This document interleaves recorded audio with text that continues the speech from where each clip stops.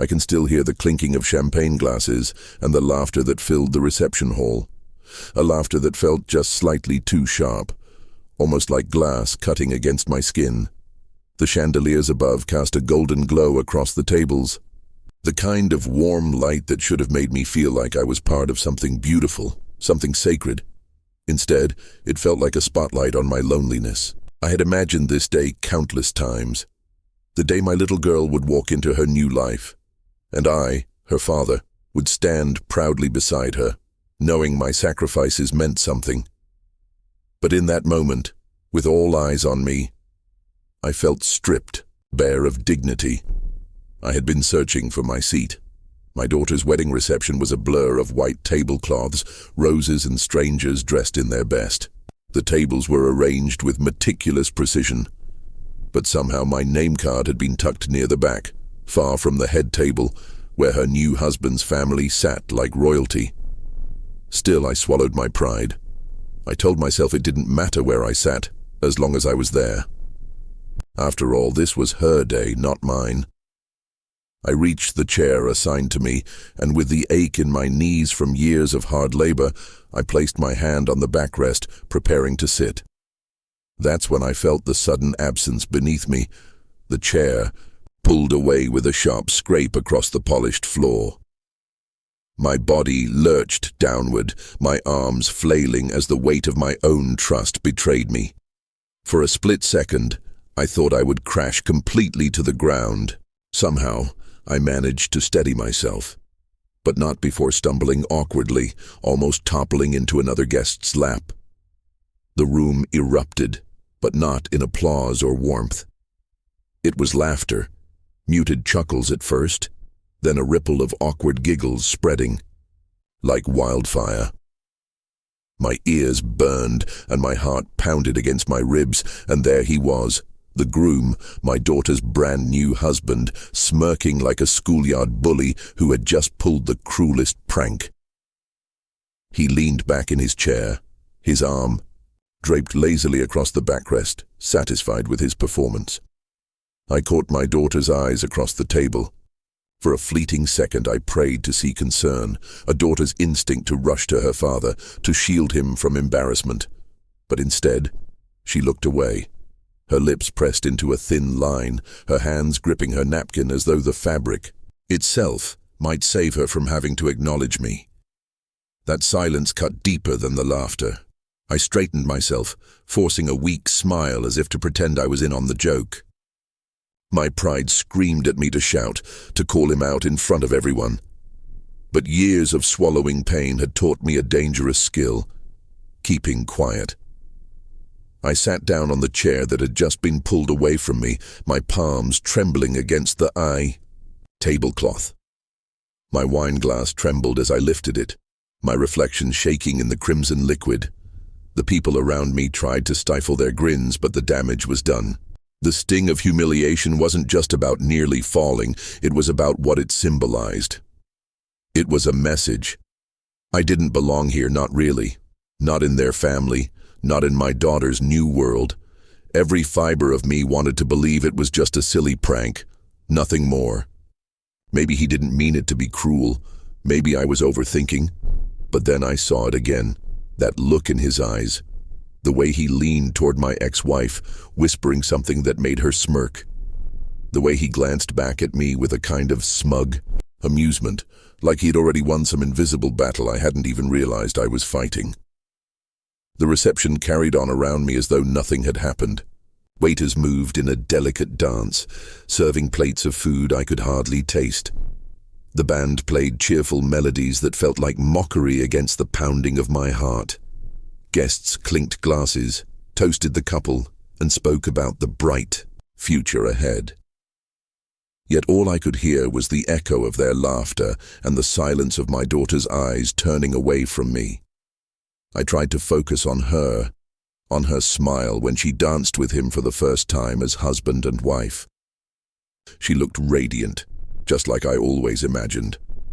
But it was impossible to ignore the shadow of the man she chose, the man who had already begun chiseling away at the dignity I had spent a lifetime trying to preserve. As I sat there, I thought, Back to the nights I had stayed awake, working double shifts just to afford her school supplies. I thought of the birthdays I had planned with what little money I had, the smiles I had fought to give her even when my own heart was breaking. All of it had led to this moment, where the man she called her husband yanked away the very chair beneath me, and she let it happen. I tried to clap when the speeches began, to cheer with the others, but my hands felt heavy, my throat too dry to swallow even a word. The laughter had long stopped echoing in the room, but in my chest it was louder than ever. What hurt most wasn't the stumble, the nearly broken pride. It was the realization that no one rushed to help me. Not my daughter. Not even the guests who must have seen the cruelty for what it was. In their silence, they told me I didn't matter. I was a guest in my own daughter's happiness, a relic of a past she had outgrown. I stared down at my plate, the roast chicken cooling under the weight of my untouched fork. Around me, conversations carried on as if the earth hadn't just shifted under my feet. I kept asking myself why. Why would he do that? Why would she let it happen? Maybe it was his way of staking his claim, of showing me that my role in her life was finished. Maybe it was her way of avoiding conflict, pretending she hadn't seen the way I stumbled. But no matter how I tried to reason with myself, the ache in my chest wouldn't go away. I knew then that something was deeply wrong. This wasn't just about a prank at a wedding. It was about power, control, and humiliation. It was about a daughter slipping away further and further into the arms of a man who treated me not as her father, but as a nuisance to be discarded. And, though I forced myself to sit still, to smile through the pain, inside I was unraveling. The laughter of strangers, the silence of my daughter, and the smirk of the man who called himself my son-in-law, those were the chains tightening around me. I raised my glass in a hollow toast when they asked me to, my voice steady enough to fool the room, but not steady enough to fool myself. Every swallow of wine burned down my throat, bitterer than any drink I'd ever had, because I knew deep down that this was not the end of the humiliation. It was only the beginning. But that single moment was only the beginning of a much deeper betrayal. When the laughter from the reception still echoed in my ears, I couldn't stop myself from drifting backward in time. Because humiliation like that doesn't come out of nowhere. It takes root in years of sacrifice, silence, and love given without expecting much in return. And to understand why my daughter's indifference that night cut me so deeply, you'd have to understand the road that led me here. The story of a man who poured everything he had into raising a little girl, only to feel invisible on the most important day of her life. I never imagined I'd be a single father. When I married her mother, I believed in forever. I believed in promises made at the altar and the family we were supposed to build together. But forever ended too soon. Our marriage cracked under the weight of resentment, betrayal, and words we could never take back. By the time the ink on the divorce papers dried, I was left with little more than an old car, a half-empty apartment, and a daughter who looked at me with eyes too innocent to understand why her family had shattered. She was only 6 years old when the judge decided custody. I'll never forget the way she clung to me, her tiny fingers gripping my shirt as though letting go would mean losing me forever. But the court favored her mother, granting her primary custody while I was given weekends and holidays. Scraps of time, really. I told myself it was enough, that I'd make those weekends matter more than anything else in her life. And I did. I worked long shifts, sometimes 2 jobs at once, just to keep up with child support and to make sure she never saw the kind of poverty that clawed at me in the background. There were nights I skipped dinner so I could buy her the Barbie she wanted for her birthday. There were weeks when my rent went unpaid because her school needed new supplies. I'd walk into pawn shops, sliding my old guitar across the counter, or selling the watch my father had given me just to scrape together enough for her. I never told her. I never wanted her to know how much I went without, because to me, love was about shielding her from the weight of my sacrifices. When I picked her up on Fridays, her eyes would light up like fireworks. I lived for that moment. She'd chatter about her week, her teachers, the kids at school, the books she was reading, and I'd listen as if every word she spoke was a treasure. Those drives back to my small apartment became sacred, our little bubble where I wasn't just the weekend dad, I was her hero. At least I thought I was. Her mother, though, my ex-wife, never let go of her bitterness. She would sneer when I arrived, mutter under her breath about the child support not being enough, about how I was wasting my life chasing odd jobs. She remarried quickly, a man with a polished smile and a stable income. The kind of man who looked at me like I was less than him. My daughter seemed to admire him, or maybe she was just young enough to be impressed by the things he could buy her that I couldn't. I tried not to resent it. I told myself it wasn't a competition. But every time she came back talking about their vacations, their dinners at fancy restaurants, the gifts he bought her, I felt myself shrinking in comparison. Still, I pushed through. When she needed braces, I picked up overtime until my body ached, even though it meant I only saw her in passing that summer. When she wanted piano lessons, I found a way, even though I never heard her play because the lessons always fell on her mother's custody days. I told myself the sacrifices would speak for themselves, that one day she would look back and understand who was really there for her when it mattered. But slowly, something shifted. By the time she hit her teenage years, her weekends with me became less exciting. She wanted to be with friends instead, or she made excuses to stay at her mother's house. When she did come, she spent more time scrolling on her phone than talking to me. I'd cook her favorite meals, only to watch her push the food around her plate, claiming she wasn't hungry. She'd smile politely, but her eyes were somewhere else. I blamed myself. Maybe I wasn't fun enough. Maybe I didn't give her the kind of life her stepfather did. Maybe she was just growing up, and I was clinging too tightly to the little girl who used to think I hung the moon. I tried to adapt. I took her shopping, even if it meant maxing out my credit card. I upgraded my old car so she wouldn't feel embarrassed driving around town with me. I even bought a bigger TV for my small apartment, thinking maybe it would make her want to spend time there. But material things never bridge emotional distance. The truth is, no matter how much I gave, it never felt like enough. Her mother always had a way of reminding her who really provided.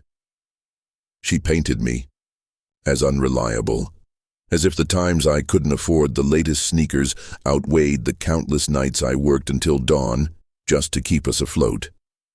And my daughter, caught between two versions of her father, began to lean toward the one her mother described. There were times I thought about remarrying, about starting over with someone new, but every time the chance arose, I turned it down.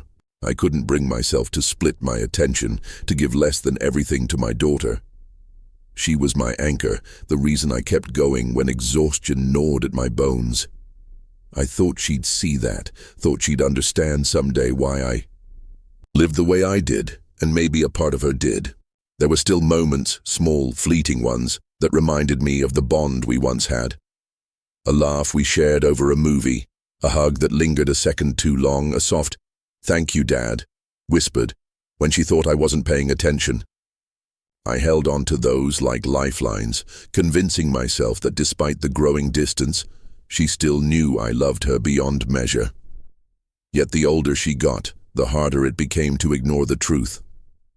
By the time she graduated high school, her stepfather stood proudly beside her while I watched from the crowd. He had the front row seat.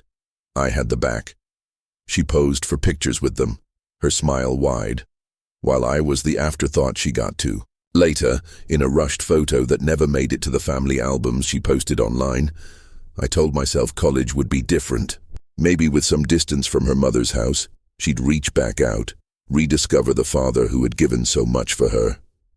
But instead, the calls grew shorter, the visits less frequent. When she needed money for tuition gaps or books, I was there without hesitation. When she needed help moving apartments, I drove hours just to carry boxes up 3 flights of stairs. But she never stayed long after I finished helping. There was always somewhere else to be, someone else to spend time with. And yet, no matter how heavy the silence grew, I kept loving her. I kept hoping. Because love, at least for me, wasn't conditional. It wasn't about what I got back. It was about what I was willing to give, even if it meant bleeding myself dry. That's why the wedding should have been my redemption. After years of sacrifice, I thought walking her down the aisle would be the proof that none of it had been in vain. I thought she'd look at me with gratitude, that she'd finally see who stood by her when others turned away. I thought the years of skipped meals, missed chances, and lonely nights would culminate in one proud moment where she'd acknowledge what I meant to her. But standing in that reception hall, with the sting of laughter still clinging to my skin, I realized the truth. I thought the years of sacrifice would mean something, but I was wrong. The first time I met him, I wanted to believe he was everything my daughter saw in him. He walked into my home with a bouquet of flowers and a smile polished enough to belong on a billboard. His handshake was firm, his voice smooth, and he carried himself with the kind of confidence that made people stop and listen. My daughter beamed beside him, her eyes shining in a way I hadn't seen in years. And because that smile meant the world to me, I forced myself to ignore the flicker of unease that rippled through me the moment he opened his mouth. He was polite. Too polite. Almost rehearsed. He complimented my apartment, my cooking, even the old family pictures hanging on the wall. But underneath his charm was something else, something subtle like a sharp edge hidden beneath silk. It showed in the way his eyes darted over the worn carpet, lingering just long enough to let me know he noticed. It showed in the way he glanced at his watch when I tried to tell him a story, as though my words were eating into his valuable time. Still, I swallowed it. I told myself I was being overprotective, that no man would ever feel good enough for the little girl I'd raised. I told myself his charm was real, that my daughter wouldn't have fallen in love with someone who didn't deserve her. But as time passed, the cracks in his polished mask began to widen. It started with little comments, small dismissive things he said when he thought no one was paying attention. Once, when I offered to help them move furniture into their first apartment, he laughed lightly and said, "Don't strain yourself, old man. We've got it." He said it with a grin, but the sting in his tone was unmistakable.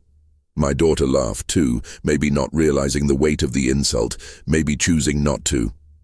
I forced a chuckle, but inside, it burned. Another time, during dinner at their place, I mentioned the long hours I'd been working to cover some unexpected bills. He leaned back in his chair, swirling his wine, and said, "That's the problem with working-class jobs. You never really get ahead, do you?" He didn't say it directly to me, he said it to the room, like an observation, but his eyes flicked toward me just for a second to make sure the knife landed. My daughter noticed my silence that evening. She put her hand on mine, whispering, "Dad, don't take it personally. He doesn't mean it like that." And because I didn't want to ruin her happiness, I smiled and let it go. But deep down, I knew better. The more I was around him, the more I realized his charm was selective.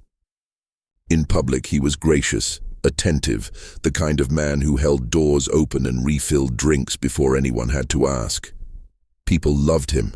He knew exactly how to make them laugh, how to flatter them just enough to win their approval. But when the crowds disappeared, when it was just family, his tone sharpened. He never raised his voice, but his words cut with precision. He had a way of making me feel small without ever being obvious. If I offered advice, he'd smile and say, "That's an old-fashioned way of looking at it," as if my years of experience were nothing but outdated relics. If I tried to contribute to wedding planning, he'd thank me, but then make a show of how much better his own ideas were. It wasn't blatant disrespect. It was something worse. Dismissal. He dismissed me like I was background noise, like my role as her father was something quaint but unnecessary in their world. What made it unbearable was how my daughter defended him every single time. If I frowned at one of his comments, she'd jump in to explain what he really meant. If I grew quiet, she'd accuse me of being too sensitive. She loved him, and love, I realized, can be blinding. She saw his confidence as strength, his arrogance as ambition, his subtle cruelty as harmless jokes. And because she loved him, she expected me to love him too. I tried. God, I tried. I invited him into my home, cooked meals for them, asked about his work, his family, his dreams. He always answered smoothly, but his eyes carried that same glint of superiority, as if indulging my questions was a favor he was doing for me. I never felt like an equal in his presence, always an obstacle, a man he had to tolerate because I happened to be tied to the woman he married. As the wedding drew closer, his influence over my daughter became impossible to ignore. Decisions that once included me were suddenly made without my knowledge. I offered to help pay for part of the wedding, but he brushed it off with a smile, saying, "We've got it covered. Don't worry yourself." At first I thought he was trying to be considerate, but later I realized it wasn't generosity, it was erasure. He wanted me to have no claim in the day, no mark on the memory of their beginning. Even small gestures became weapons. At family gatherings, he'd pour wine for everyone at the table, but somehow forget mine until someone pointed it out. When group photos were taken, he'd position himself so I was on the edge, half-shadowed, easy to crop out later. It wasn't overt enough to cause a scene, but it was deliberate, calculated. And my daughter, my sweet girl, either didn't see it or didn't want to. She'd laugh at his jokes, defend his oversight, and look at him like he hung the stars. Every time I tried to bring it up, she'd grow defensive, insisting I was imagining things. I wanted to believe her, wanted to believe I was just bitter or overprotective. But deep down I knew the truth. The man she was marrying didn't want me in her life. It was in the way he never asked about her childhood stories, never cared about the memories I carried of scraped knees and bedtime stories. It was in the way he rolled his eyes when I gave her advice, as though my years of fatherhood were meaningless now that he was in the picture. He wanted to be the center of her world, and to do that, he needed to push me out. At first I thought I could endure it. I told myself all that mattered was her happiness, that I could tolerate his arrogance if it meant seeing her smile. But the more I gave ground, the more he took. And every step he took was another inch of my daughter slipping away from me. Lay awake at night, staring at the ceiling, wondering if she would even remember all the nights I carried her to bed after she fell asleep on the couch. Would she remember the time I drove through a snowstorm just to pick her up from a sleepover because she was scared? Would she remember the lunches I packed, the songs I sang to make her laugh when she cried?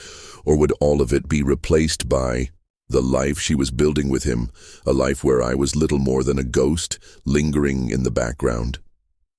The closer the wedding came, the more I realized I was losing her, not just to marriage but to him.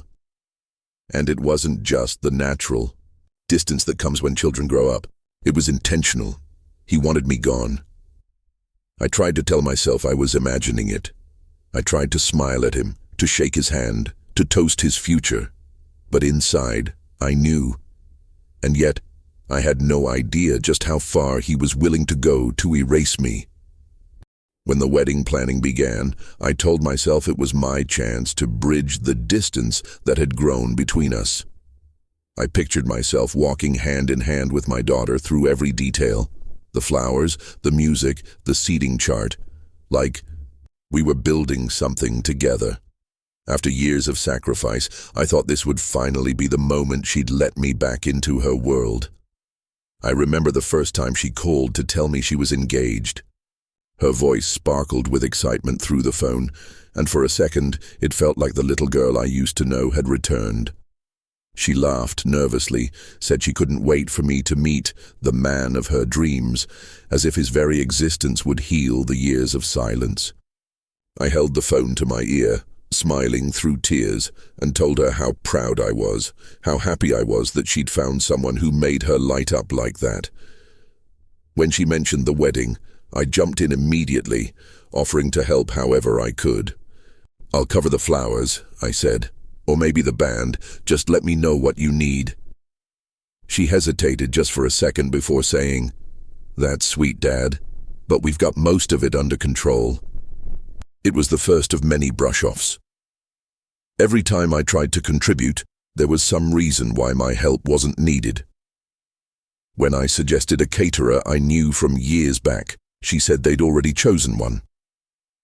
When I offered to pay for the photographer, she said her fiancé's family had that covered. When I asked if I could help with invitations, she laughed lightly and told me it was already handled. Piece by piece, I was cut out of the process, as though the role of father had been reduced to simply showing up on the day and keeping quiet. Still, I kept trying. I asked if we could go suit shopping together, the way I'd always imagined walking into a tuxedo shop with her on my arm, helping her choose what I'd wear on her big day.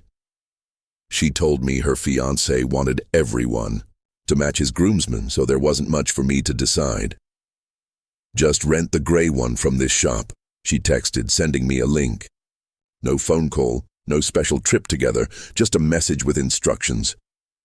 I swallowed my disappointment and clicked the link. When I asked about the father-daughter dance, her voice faltered on the other end of the line. "Of course we'll have one," she said quickly, but she didn't sound certain. Later, I overheard her telling someone else she wasn't sure it would fit the vibe of the evening. I wanted to protest, to remind her that it wasn't just a tradition, it was a moment I'd dreamed of for years. But I bit my tongue. I didn't want to be the burden she made me feel like I was, even when I tried to give advice, to guide her. Through the chaos of planning, it was dismissed. I told her not to overspend, that weddings come and go, but debt lingers. She sighed, said I was being negative, that her fiancé had everything under control. I told her to focus on what made her happy, not just what impressed guests, and she rolled her eyes, saying, "Dad, things are different now. Different." That word clung to me like a thorn. Different from what? Different from when she was mine. Different from the years I scraped and bled just to give her everything I could. There were moments when I thought I saw the old her peek through. Once, while we were on the phone, she admitted she was overwhelmed. I could hear the stress cracking in her voice, and for a moment I thought she might lean on me like she used to. I told her she didn't have to be perfect, that the day would be beautiful no matter what. She sniffled softly, thanked me, and for just a heartbeat I felt like her father again. But then the conversation ended, and she went back to leaning on him. When invitations went out, mine arrived late. Not hand-delivered, not with a personal note, but stuffed in the same envelope as every other guest. I tried to tell myself it didn't matter, that what counted was being there. But deep down, I felt like a stranger invited out of obligation, rather than a father at the center of his daughter's life. As the months passed, I found myself more on the sidelines than ever. Her mother and her new husband were heavily involved in every detail, praised for their generosity and presence. The groom's family was celebrated for their contributions. And me? I was the quiet shadow, the man who wrote checks when asked, but rarely received a thank you. I still tried to show up. I offered to host a small engagement dinner at my place. She declined, saying they were too busy. I suggested taking her dress shopping, the way a father should beam with pride seeing his daughter in white. She brushed it off, saying she wanted it to be just her mum and her bridesmaids. Every no felt like a door closing. Every excuse chipped away at my hope.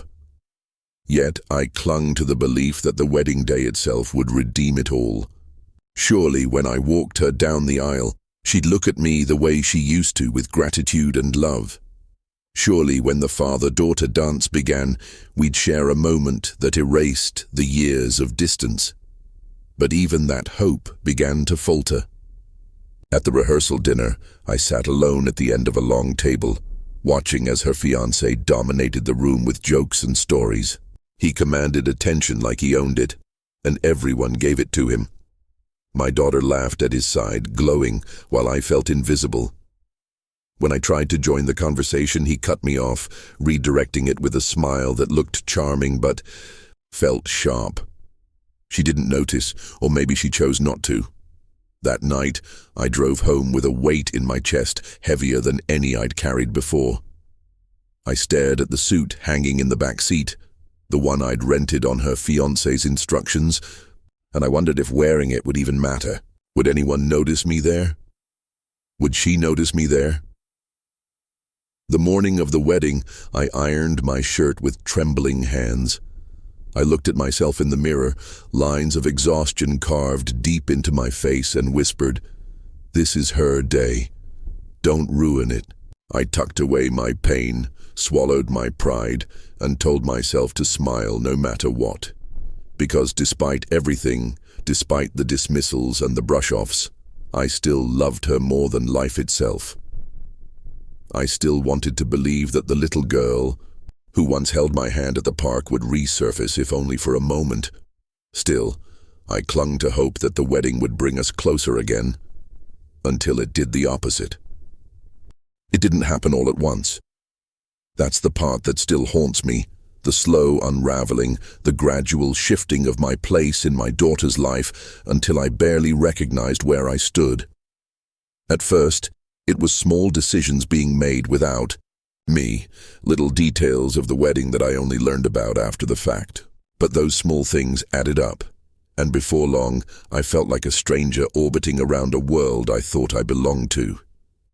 The first real crack appeared when I overheard a conversation between my ex-wife and her husband during one of the planning sessions. They were talking about the seating arrangements, and my ex laughed as she said, "Well, we don't want him front and center, do we? Let's keep the attention where it belongs." I froze in the hallway, my chest tightening. Him. That was me. I was the one they didn't want in the spotlight at my own daughter's wedding. When I asked my daughter about it later, she brushed me off. "It's not a big deal, Dad. Don't make everything into drama." Her words sliced through me sharper than any knife. I wasn't asking for the spotlight. I just wanted to feel like I belonged, like the years of sacrifice meant I had a place of honor. But the undermining didn't stop there. Whenever I suggested something, her fiancé had a way of twisting it into a joke, making me look outdated or irrelevant. If I recommended a song for the reception, he'd laugh and say, "That's cute, but we're not doing a retirement party." If I offered to help with logistics, he'd smirk and say, "Don't worry, old man, we've got it covered." Everyone else would laugh along, and I'd sit there smiling tightly, hiding how deep the humiliation cut. My daughter defended him every time. "He's just joking, Dad. Don't take it so seriously." But I couldn't help but notice how quickly she jumped to his side, how naturally she chose him over me, as though my feelings were expendable. Then came the requests for money. One evening she called, her tone unusually sweet, the kind of voice she used when she wanted something. "Dad, we've gone a little over budget," she said. "The venue is more expensive than we planned, and the florist raised their prices. Do you think you could help out?" Of course I said yes. I've never been able to say no to her. I pulled from my savings, wrote the check, and told myself it was worth it to see her happy. But as soon as the money left my hands, so did the gratitude. There was no heartfelt thank you, no acknowledgement of what it cost me. Just a quick, "Thanks, Dad," and then she moved on. The second request came a week later. "The band we want is amazing, but they're pricier than we thought. Could you pitch in a little more?" Again I agreed. Again I emptied what I had left without hesitation. But the sting grew sharper with every transaction. I was funding a celebration I wasn't even allowed to be part of planning. When I tried to express my feelings, to gently remind her that I wanted to be more than just a wallet, she grew defensive. "Why do you always have to make it about you?" she snapped. "This is my day, Dad. Can't you just support me without complaining?" I sat there in silence, stunned, wondering if she even remembered the years I'd spent holding everything together when her mother walked out.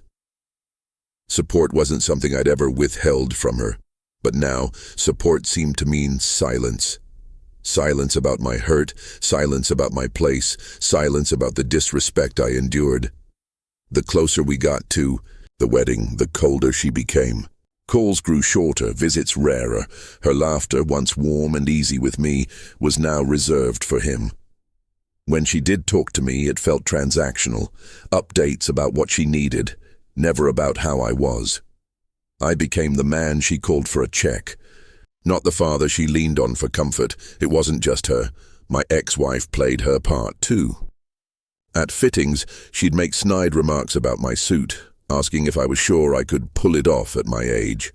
At dinners, she'd tell stories about her husband's generosity, carefully highlighting all he'd done for their daughter. Each word was a reminder that I was being pushed aside, replaced, erased. But the cruelest part was watching my daughter accept it. She laughed at their comments, nodded at their digs, and never once stood up for me. I told myself she was caught in the whirlwind, too distracted to notice. But late at night, lying awake in my empty house, I couldn't shake the fear that she noticed perfectly well and didn't care. One evening, I tried to bridge the gap. I asked if she wanted to have dinner, just the two of us, to talk before the big day. She hesitated, then said, "Maybe after the honeymoon. Things are just crazy right now." Her voice was polite but distant, like I was an afterthought, someone penciled into her life when it was convenient. I hung up the phone and sat in the quiet, staring at the walls of the home I'd built for us. Every picture on those walls told a story. Birthdays, graduations, holidays where it had just been the two of us against the world. And yet, in the most important chapter of her life, I was being written out. The final blow came during the rehearsal. I watched as her fiancé strutted across the room, taking charge of every detail, barking orders at the bridal party as though it were his personal stage. When I tried to ask where I should stand during the ceremony, he waved me off. "Don't worry about it. We'll slot you in somewhere." Somewhere. That word echoed in my mind like a curse, not in the place of honor, not as the father who raised her, just somewhere. That night, I drove home with my hands gripping the steering, wheel so tight my knuckles turned white. I wanted to scream, to pound the dashboard, to demand that someone, anyone, see the pain boiling inside me. But all I could do was whisper into the darkness, "She's my daughter. She's my daughter." As though saying it out loud could make it true again. I thought the humiliation at the reception, the chair being yanked from under me, the laughter of strangers, was the lowest I could fall. But in that moment, alone in my car, I realized I had already been falling for months, maybe years, and no one had noticed, and then the moment came that shattered everything I believed about family. The day of the wedding should have been the proudest of my life. I had imagined it countless times, walking my daughter down the aisle, holding her hand steady, whispering that she looked beautiful, watching her begin her new life while knowing she'd always be my little girl. That's what fathers dream of. That's what I had clung to through years of sacrifice. But from the moment I arrived, I realized those dreams had no place here. The venue was breathtaking, strings of white lights draped from the ceiling, flowers cascading down the walls, laughter spilling from every corner. Guests in pressed suits and glittering dresses floated about, sipping champagne, snapping photos. And me? I stood on the sidelines adjusting my rented grey suit. wondering if anyone even noticed I was there.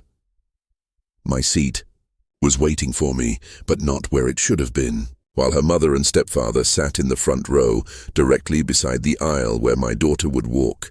My name card was tucked far back, near the edge of the room, practically hidden behind a pillar. My heart sank as I read it. I wanted to argue, to demand the place I had earned, but then I looked at her, my daughter, radiant in white, glowing with joy, and I swallowed the lump in my throat. If this was what she wanted, I would bear it.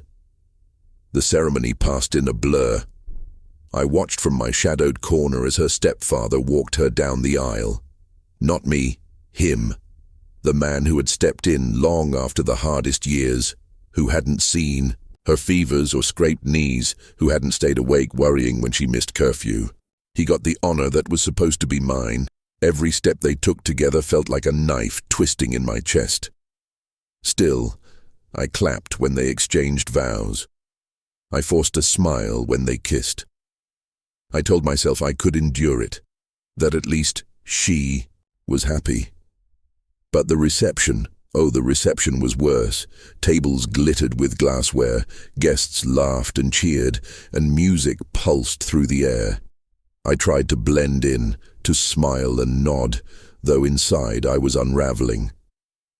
Then came the moment that sealed my humiliation in front of everyone. I was walking toward a table, ready to sit, when I saw him, her new husband, standing near a chair. He looked at me, smirk tugging at the corner of his lips. And just as I began to lower myself, he yanked the chair out from under me. I stumbled, arms flailing, and crashed hard against the floor.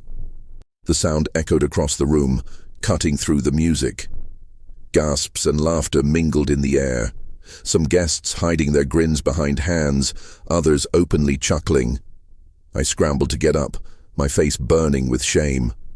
My knees ached, my pride shattered. I looked toward my daughter, desperate for her to come to my defense, to say something, to remind the world I was still her father. But she just stood there, frozen, her eyes darting away. She didn't speak. She didn't move. She let the silence hang heavy. He leaned down, his voice low enough for only me to hear. "Careful, old man. Don't want to hurt yourself." Then he straightened up, laughing along with the crowd, arm around my daughter as if mocking me further. I wanted to scream, to tell everyone the truth of what he was, to shout that this wasn't just a prank. It was cruelty, deliberate and cutting. But my throat closed. The words stayed buried, trapped beneath years of love and sacrifice. I caught the eye of one guest, an old family friend, who gave me a pitying look before quickly looking away. That pity stung more than the fall itself. I didn't want pity. I wanted respect. I wanted acknowledgement. I wanted my daughter to say one word in my defense. But she didn't. Dinner carried on as though nothing had happened. My humiliation was brushed aside, forgotten in the clinking of glasses and the swirl of music. I sat quietly at my distant table, pushing food around my plate, hearing bursts of laughter from the head table where she sat with him. Every so often I thought she might glance back, but if she did, her eyes slid past me as though I were no one. Later, during speeches, her stepfather stood tall, raising a glass to talk about what an honor it was to guide her into this new chapter. My name wasn't mentioned. My years weren't acknowledged. The spotlight that should have shone on me was firmly placed elsewhere, and no one seemed to notice or care. When the first dance came, I braced myself for our moment. I had practiced quietly at home, holding on to the memory of her small feet on mine when she was little. But when the DJ announced the dances, my name was never called. Instead, she danced with her husband, then her mother, then even her stepfather. By the time the music ended, I realized my moment had been erased. It wasn't an oversight. It was deliberate. I left the reception hall at one point, stepping out into the cold night air, gasping for breath like a man drowning. I leaned against the wall, tears burning my eyes. and asked myself the question I had avoided for so long. Was I even her father anymore, or just a ghost in the story of her life? I could still hear the laughter inside, the music, the joy that I wasn't part of. The walls of the venue felt like barriers, keeping me locked out of the life I had built for her with my own 2 hands. When I finally returned inside, trying to hold myself together, I noticed people still whispering, still chuckling at the image of me sprawled on the floor. My humiliation had become entertainment, my pain their memory of the night, and the worst part, my daughter, the child I raised, the girl I loved more than life, let it happen. She let me fall, let them laugh, and said nothing. I thought the fall was the worst of it. I thought the sound of the chair scraping away and the crash of my body against the floor was the deepest pain I could feel. But the truth that came after hurt more than the fall ever could. The morning after the wedding, I woke up with my body aching. Not just from the fall, but from the weight of everything that had happened. My suit still hung over the chair in my room, wrinkled and stained, a silent reminder of the night I'd been reduced to nothing in front of everyone I knew. I sat there staring at it, wondering how a father could become invisible at his own daughter's wedding. The phone calls started almost immediately. Not from my daughter, not even a text, but from old acquaintances who'd been there. "Hey, are you okay?" they'd ask, their voices dripping with pity. Some tried to disguise their curiosity, but I could hear the undertones. They wanted the story. They wanted to know how it felt to be laughed at, humiliated, discarded. Each call was like salt in an open wound. Word spread quickly. By the end of the week, even people who hadn't attended were whispering about it. Family members I hadn't spoken to in years reached out with awkward condolences, as though I had suffered a public death. In a way I had. The death of my dignity. My ex-wife, of course, reveled in it. I caught her smirking when she saw me leave. The reception early that night, as though my pain validated every cruel thing she'd ever said about me. To her, I had always been the man who couldn't measure up, and now she had proof to wave in everyone's face. She wore her satisfaction like perfume, subtle yet unmistakable. The groom played his part well. Whenever anyone confronted him, he laughed it off. "It was just a joke," he'd say, holding his hands up in mock innocence, "didn't mean anything by it." But the gleam in his eyes told the truth. He meant it. Every tug of that chair, every smirk, every calculated jab had been intentional, and he enjoyed every second of watching me squirm. And my daughter? She vanished. Days turned into weeks, and not once did she call. Not once did she try to explain or apologize. The silence was louder than any words could have been. I checked my phone obsessively, staring at the blank screen, convincing myself she was just busy with the honeymoon, with settling into married life. But deep down, I knew better. She was avoiding me, avoiding the shame of facing the father she had let fall, literally and figuratively. Nights were the hardest. I'd lie awake replaying the moment over and over. The scrape of the chair, the laughter, the silence from the one person whose voice I needed most. I would whisper into the darkness, "Why didn't you stop him? Why didn't you say something?" But the walls gave no answers. Food lost its taste. Work became mechanical. Friends invited me out, but I declined every time. I couldn't bear the sideways glances, the unspoken sympathy. I isolated myself, not because I wanted to, but because I couldn't face the world as the man everyone saw stumble and fall. The house felt colder than ever. Every photo on the walls mocked me. The little girl in pigtails smiling on her first day of school.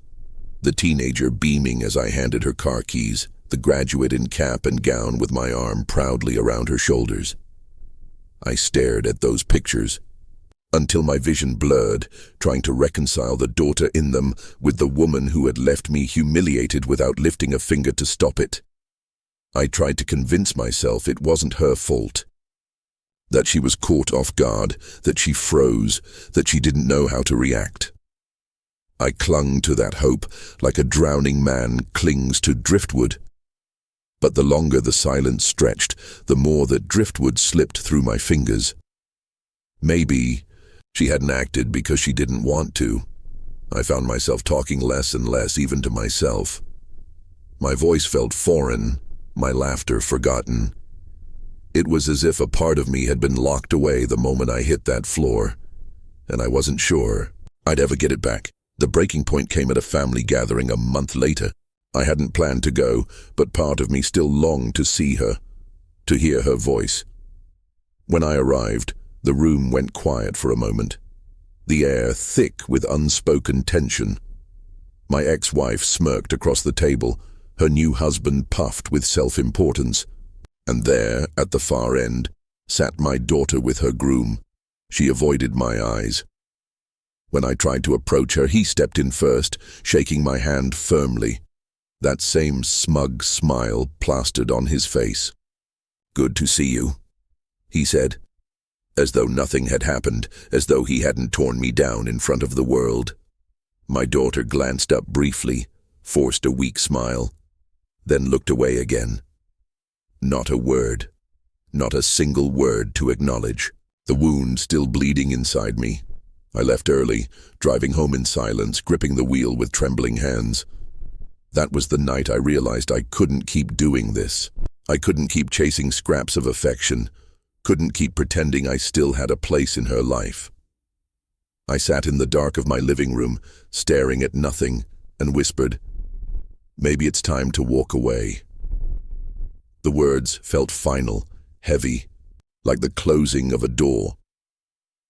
For the first time, I considered cutting ties completely, disappearing from her world before she erased me entirely, and I was ready to walk away forever, until I discovered the secret they never wanted me to know.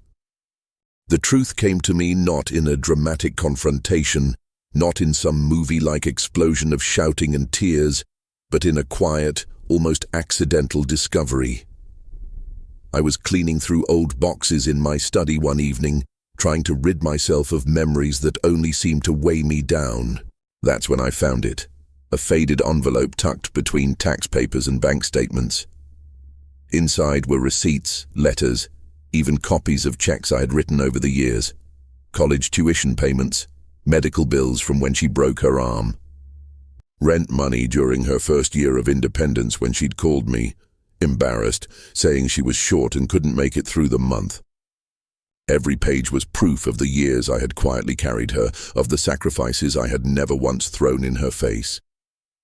But it wasn't the papers that broke me open. It was a letter. A letter from the bank, years old, confirming the sale of the engagement ring I had once planned to give her mother.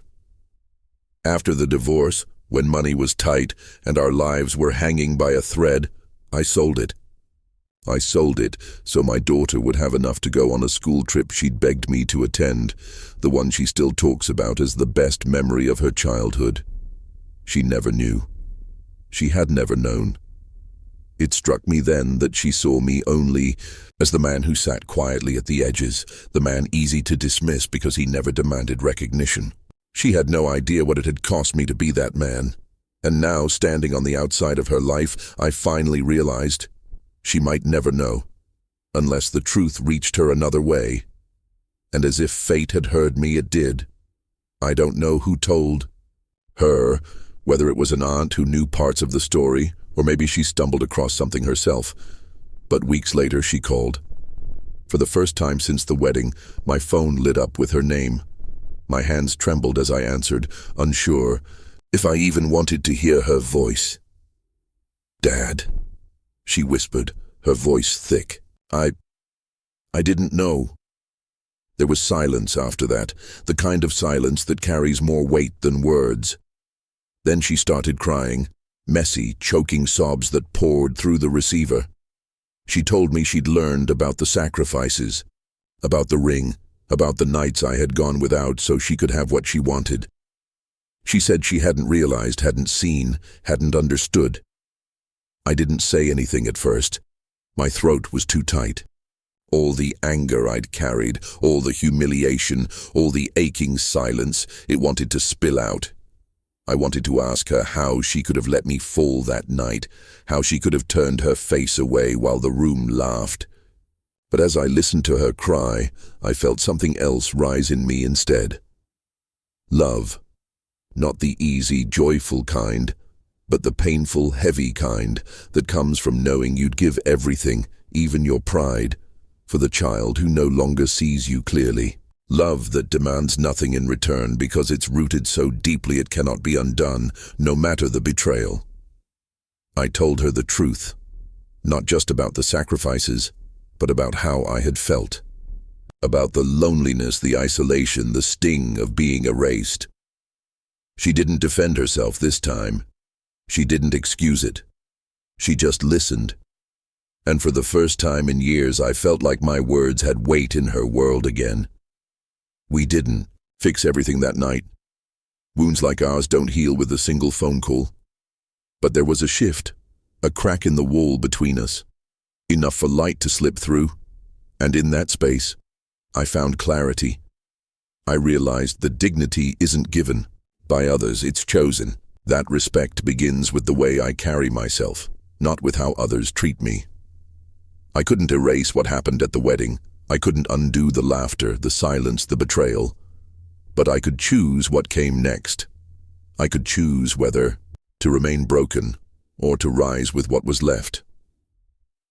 I began to see that love, real love, isn't always about being honored or even appreciated. Sometimes it's about giving without being seen, about holding steady even when the world strips you of your place. It's about endurance. Yes, my daughter hurt me more deeply than I thought possible. Yes, her silence was a wound that may never fully close. But in facing that truth, I also understood that my love for her was never about recognition. It was about her life, her happiness, even when it cost me mine. And in that painful clarity, I finally understood the real meaning of love. When I look back on that night now, I don't just see the fall. I don't just hear the scrape of the chair or the laughter echoing in my ears. What I see is the man who stood back up. Bruised, yes. Humiliated, absolutely. But not broken.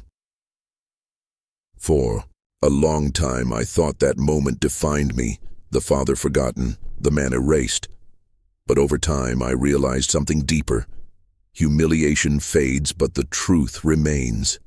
And the truth is that every sacrifice I made, every long night, every empty stomach, every dollar stretched to its limit, that was love. That was fatherhood. That was the legacy no one could take from me. My daughter may have been blinded by love, swayed by voices louder than mine. She may have looked away when I needed her most. But one day, the truth found her. And when it did, it reached her heart in ways my silence never could. That doesn't erase the pain, but it does remind me why I endured it in the first place. To any father, mother, or parent who has ever felt invisible, I'll say this. You are not defined by the seats they give you at the table. You are defined by the love you gave when no one was watching. The sacrifices no one applauded. The strength no one thanked you for. That love leaves an imprint deeper than humiliation ever could. As for me, I've learned to carry my pain differently. It still hurts, yes. There are still nights when I remember the laughter and feel that sting in my chest. But I also remember the little girl who once reached for my hand, who once called me her hero, who still carries pieces of me inside her whether she realizes it or not. And so, I choose dignity. I choose to walk forward with my head held high, knowing the truth of who I am and what I gave. No smirk, no cruel joke, no pulled-out chair can take that away from me. Because at the end of it all, he may have pulled out my chair, but he could never take away my seat in the truth.